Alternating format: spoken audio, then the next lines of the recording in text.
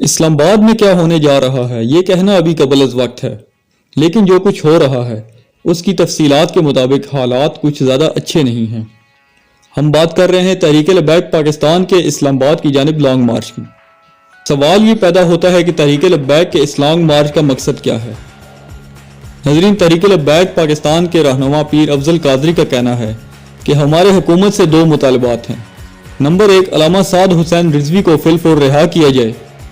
Number 2، Pakistan سے France کے سفیر کو فوری طور پر ملک بدر کیا جائے۔ یاد رہے کہ علامہ سعد حسین رضوی کی رہائی کا نوٹیفیکیشن 9 اکتوبر 2021 کو جاری کیا گیا تھا، جس پر عمل درآمد کرنے میں حکومت ناکام رہی اور مختلف ہیلوں بہانوں سے ان کو گرفتار کیے رکھا۔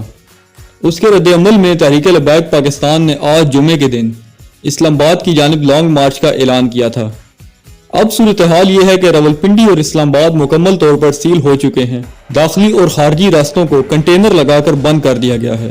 ہزاروں کی تعداد میں پولیس اہلکار اور رینجرز کے اہلکار تعینات کر دیے گئے ہیں۔ حکومت کی یہ کوشش ہے کہ تحریک لبیک پاکستان کا لانگ مارچ اسلام آباد میں داخل نہ ہو سکے۔ دوسری جانب تحریک لبیک پاکستان کے رہنما پیر افضل قادری نے اپنے کارکنوں سے خطاب میں کہا ہے کہ ہم اپنے قائد علامہ خادم حسین رضوی کے مشن کو جاری رکھیں گے، چاہے اس کے لیے ہم شہید کیوں نہ ہو جائیں۔ ناظرین، رواد 12 کو ترنول پر کنٹینر لگا دیے گئے ہیں۔ ٹریفک مکمل طور پر بند ہے۔ پولیس اور قانون نافذ کرنے والے اداروں نے راولپنڈی، اسلام آباد، جہلم، چکوال، اٹک سے تحریک لبیک پاکستان کے متعدد کارکنوں کو گرفتار کر لیا ہے اور ابھی مزید کارکنوں کی گرفتاری بھی عمل میں لائی جا سکتی ہے۔ اسلام آباد میں فیض آباد کے مقام پر ایلیٹ فورس کے کمانڈوز اور رینجرز کے دستے تعینات کر دیے گئے ہیں۔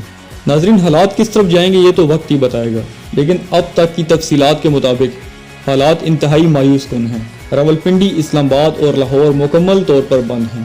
مسافر حضرات عورتوں اور بچوں کے ساتھ پیدل سفر کرنے پر مجبور ہیں۔ اللہ سے دعا ہے کہ حالات جلد از جلد معمول پر آ جائیں۔ آپ سے گزارش ہے کہ ہمارے چینل کو لائک اور سبسکرائب ضرور کریں تاکہ مزید آپ کو اچھی ویڈیوز اور اپڈیٹس دیکھنے کو ملیں۔